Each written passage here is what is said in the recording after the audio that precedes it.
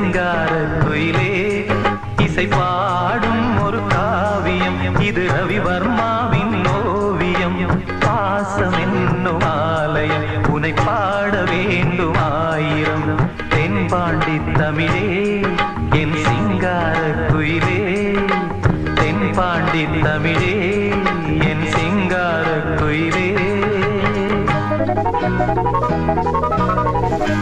நீ கொடுத்துட்டியா சார்? அன்றைய எல்லாம்